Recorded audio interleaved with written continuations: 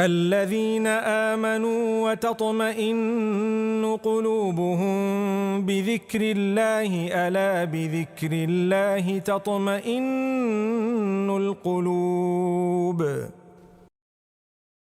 نحمدہ ونصلی علی رسولہ الکریم۔ پیارے بھائیوں، یوسف علیہ السلام کا قصہ جس کا دوسرا حصہ آپ کے سامنے پیش کر رہا ہوں۔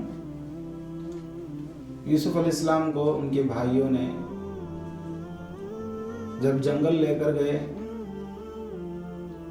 اور اپنے باپ سے کہہ رہے تھے ہم یوسف کو کھلائیں گے پلائیں گے اور اس کو خوشی کے ساتھ کھیلنے میں مصروف رکھیں گے، لیکن اپنے وعدے کے خلاف میں انہوں نے یوسف علیہ السلام کو مارا پیٹا۔ پھر اس کے بعد ایک کنویں کے اندر یوسف علیہ السلام کو دھکا دیا اور یوسف علیہ السلام کنویں کے اندر پتھر پر گرے اور خشک زمین پر آپ ادھر بیٹھ گئے۔ اللہ تبارک و تعالیٰ نے ایک اندھیرے کنویں میں ہونے والے ایک پیغمبر کو رکھ دیتے ہیں تو اس میں اللہ تعالیٰ کی ایک بہت بڑی مصلحت ہے۔ پھر جو بڑا بھائی یوسف علیہ السلام کو قتل کے خلاف میں تھا، یوسف علیہ السلام کے لیے کھانا پہنچانے کا کام کیا اور برابر کھانا پہنچاتا رہا۔ پھر ایک قافلہ اسرائیلیوں کا ادھر سے گزرا، پھر ایک قافلہ اسماعیلیوں کا شام سے مصر جا رہا تھا۔ تو اس قافلے میں لوگوں کو جب پیاس ہوئی اور وہ قافلہ طوفان سے بھٹک کر اس کنویں تک پہنچا، معلوم تھا کہ اس میں کھارا پانی رہتا ہے، اس کے باوجود لوگوں نے جب ڈول ڈالا تو پھر اس میں سے میٹھا پانی پا کر سارے قافلے والے وہاں جمع ہو گئے اور اس پانی سے فائدہ اٹھانا چاہا۔ اور جب ڈول دوسری مرتبہ جب ڈالا گیا تو یوسف علیہ السلام نے اس کنویں کے اندر انتظار میں تھے کہ کوئی مجھے باہر نکالے، تو یہ سوچ کر یوسف علیہ السلام اس ڈول کے اندر بیٹھ گئے۔ اور پھر دوسری طرف یہ ماجرا تھا کہ جب بھائیوں نے روتے ہوئے شام کو اپنے باپ یعقوب علیہ السلام کے پاس پہنچے رات کے وقت میں تاکہ یعقوب علیہ السلام ان کے چہروں کو پہچان نہ سکے، تو ان کا ایک پلان تھا اگر دن میں دیکھیں گے تو پیغمبر اپنے شان سے اپنے چہروں کو، جھوٹے چہروں کو پہچان لیں گے، اس وجہ سے رات ہونے کے بعد جائیں گے۔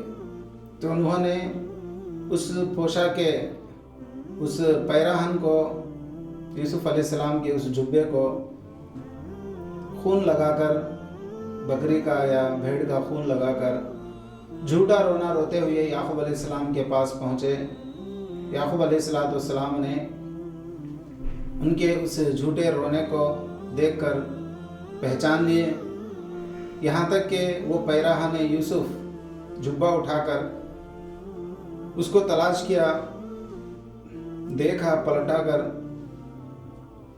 بچوں نے یہ کہا تھا کہ یوسف علیہ السلام کو ہم سامان کے پاس چھوڑ کر یہ ایک دوسرے میں دوڑنے کے لیے سبقت لے جانے میں دور نکل گئے تھے، اتنے میں بھیڑی آ کر یوسف علیہ السلام پر حملہ کیا تھا۔ تو یوسف علیہ السلام کے اس پیراہن کو دیکھ کر یعقوب علیہ السلام سمجھ گئے کہ بھیڑیا اگر حملہ کرتا تو ضرور ان کا جبہ پھٹ جاتا، لیکن جبہ صحیح سلامت تھا۔ پیراہن یوسف کو دیکھ کر یعقوب علیہ السلام سمجھ گئے، اور قرآن کہتا ہے تمہارے دلوں میں کوئی بات تم نے بنا لیا ہے۔ تو اللہ تبارک و تعالیٰ نے یعقوب علیہ السلام کو صبر عطا فرمایا، اللہ تعالیٰ کی مدد یعقوب علیہ السلام کے ساتھ ہوئی۔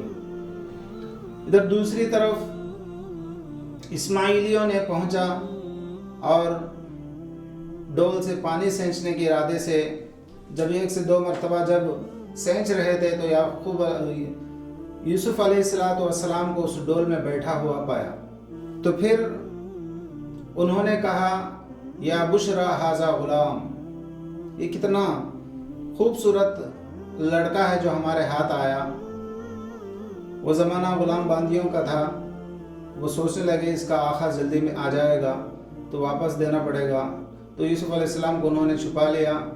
जो भाई दूर से इंतज़ार में थे वो भाग कर आए और कहा कि ये हमारा ग़ुलाम है, ये हमारी एक बांदी थी, उसका ये लड़का है, ये भी ग़ुलाम है, ये हमारा ग़ुलाम आप नहीं ले जा सकते। तो फिर आपस में बातचीत हुई। फिर उसके बाद बेचने का उन्होंने इरादा बना लिया था। तो इस्माइलियों ने ख़रीदने का भी इरादा किया और 18 दिरहम में इस्माइलियों ने हज़रत यूसुफ अलैहिस्सलाम को ख़रीद लिया और फिर अपने साथ मिस्र ले जाने का इरादा किया। तो फिर भाइयों ने कहा कि इसको कहीं दूर लेकर जाओ। इस्माइलियों ने कहा कि हम मिस्र ले जाएंगे। फिर हज़रत यूसुफ अलैहिस्सलाम इस्माइलियों के साथ मिस्र पहुंच गए और यूसुफ अलैहिस्सलाम मिस्र के बाज़ार में जब फ़रोख्त होने लगे, लोगों की भीड़ थी, लोग ग़ुलाम बांदी वहाँ ख़रीद रहे थे। जिस जगह ग़ुलाम बांदियों को बेचा जाता है उसी जगह हज़रत यूसुफ अलैहिस्सलाम को बिठाया गया। फिर यूसुफ अलैहिस्सलाम को जब बोली लगाई गई तो अज़ीज़ मिस्र भी उस जगह पहुँचा और 3000 दिरहम में हज़रत यूसुफ अलैहिस्सलाम को ख़रीद कर अपने घर ले जाता है और अपनी बीवी से यूँ कहता है, इसको अच्छाई के साथ रखो, इज़्ज़त के साथ रखो और इस लड़के से हमको ज़रूर फ़ायदा होगा और हम इस लड़के को अपना बेटा बना लेंगे, मुँह बोला बेटा बनाएंगे।